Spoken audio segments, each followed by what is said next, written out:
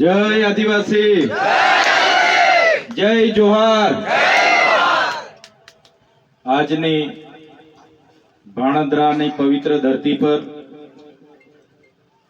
આમ આદમી પાર્ટી દ્વારા ગુજરાત જોડો જનસભાનું આયોજન કર્યું છે, ત્યારે આજના કાર્યક્રમમાં મારી સાથે મંચસ્થ ઉપસ્થિત નર્મદા જિલ્લા આમ આદમી પાર્ટીના પ્રમુખ શ્રી એવા નિરંજનભાઈ વસાવાજી, આ વિસ્તારના આગેવાન અને જનરલ સેક્રેટરી એવા વડીલ વિક્રમભાઈ તળવીજી, સાથે મંચસ્થ વડીલો એવા આપણે જેને હમણાં સાંભળતા હતા આપણા ગુરુજી કંચનભાઈ, જેઓ આપણા ગબડેશ્વર એપીએમસી ના ડિરેક્ટર, આપણા વડીલ જેમને આપણે લાગણીસભર જેમણે આપણને વક્તવ્ય આપ્યું એવા આપણા રમણદાદા, સાથે મંચસ્થ ઉપસ્થિત રણછોડભાઈ, સરપંચ શ્રી રમેશભાઈ, સરપંચ શ્રી શાંતિલાલભાઈ, સાથે સાથે મારા સાથી મિત્ર એવા આશુતોષભાઈ, આશીષભાઈ તડવી, વિજયભાઈ તડવી, રવિભાઈ, વકીલ એસોસિએશનના મિત્ર મંડળો, સાથે સાથે મંચસ્થ તમામ વડીલો કંચનભાઈ થી માંડીને તમામ એક સારમી અરવિંદભાઈ, હીરાભાઈ, સાથે મારા સાથી યુવાન મિત્રો અને જુદા જુદા ગામોમાંથી પધારેલા વડીલો, યુવાનો, માતા બહેનો અને ભૂલકાઓ, આજે તમે બધાએ પ્રાર્થનાથી, તમારી બધાના દુઆથી આજે મને નામદાર કોર્ટે જામીન આપી દીધા છે અને તમારી વચ્ચે આવેલું છું।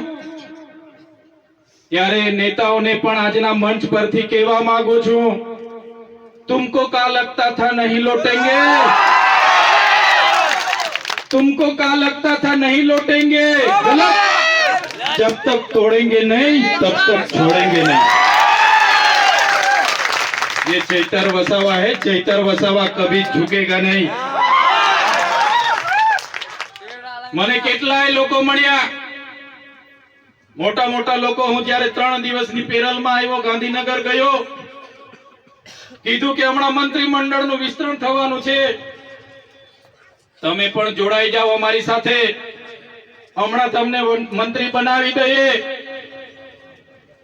પણ જે મારી ગરીબ જનતાનો મને સહકાર મળ્યો છે, મારી ગરીબ જનતાના મને આશીર્વાદ મળ્યા છે, આ આશીર્વાદ, આ સહકાર એ મંત્રીને મુખ્યમંત્રી કરતા પણ મારા માટે બહુ મોટી વાત છે। હું મંત્રી બની જાઉં, મુખ્યમંત્રી બની જાઉં, કરોડો અબજો રૂપિયા વસાવી લે, મિલકતો પ્રોપર્ટીઓ કરી લે, પણ મારી જનતાના પ્રેમ સામે કરોડો રૂપિયાની કોઈ કિંમત નથી। આ મારી જનતાનો પ્રેમ છે, અમારા સાથી મિત્રોનો સહકાર છે, અમારા વડીલોની આશીર્વાદ છે, એની સામે મારે મંત્રી પદની કોઈ ગરિમા નથી। આજ મારી ગરિમા છે, આજ મારી પૂંજી છે। ત્યારે આવા દિવસો અનેકો આવી ગયા, અનેકો વેઠી લીધા।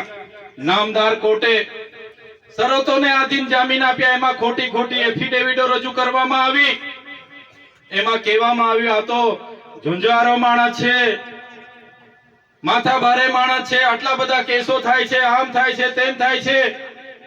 ભાઈ, મારે તો કોઈની સાથે જમીનના ઝઘડા નથી, મારા કોઈ 2 નંબરના ધંધા નથી। લોકો માટે કેવડિયા લડવા આવીએ, ભરૂચ લડવા જઈએ, દાહોદ લડવા જઈએ। આ સરકારના લોકોને ગમતું નથી, અધિકારીઓને ગમતું નથી, અને મારા પર ખોટા ખોટા કેસો કરીને કેસો વધારતા જાય છે।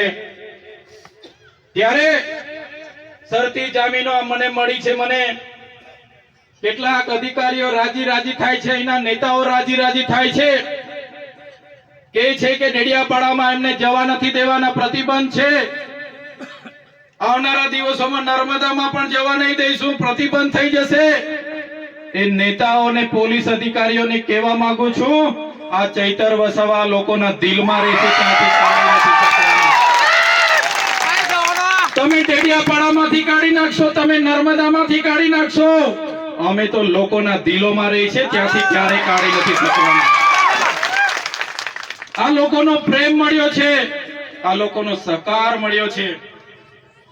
આજે જ્યારે આ મંચ પર આવ્યા છે, તમારી બધાની હાજરી છે, તે પૂરો વિશ્વાસ સાથે તમને કહીએ છે, પ્રકૃતિને હું પ્રાર્થના કરું છું કે આટલી નાની ઉંમરમાં જે પણ મને આજે મળ્યું છે, ભગવાન ઈશ્વરનો તમારો આભાર માનું છું, પ્રકૃતિનો આભાર માનું છું.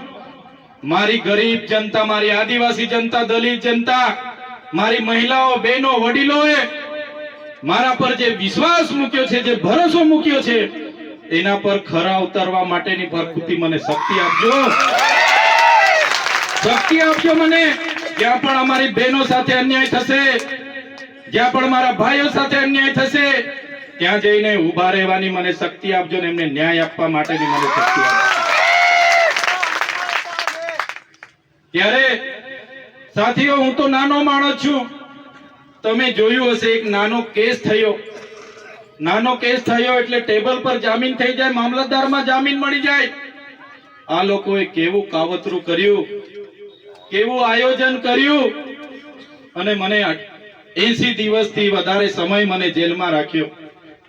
મિત્રો, હું નાનો માણસ છું. આટલી મોટી સરકાર, એમના મોટા મોટા નેતાઓ, એમની આખી પોલીસ ફોજ, એમની આખી આર્મી એસઆરપી ની ફોજ, હું એકલો લડી નહીં શકું.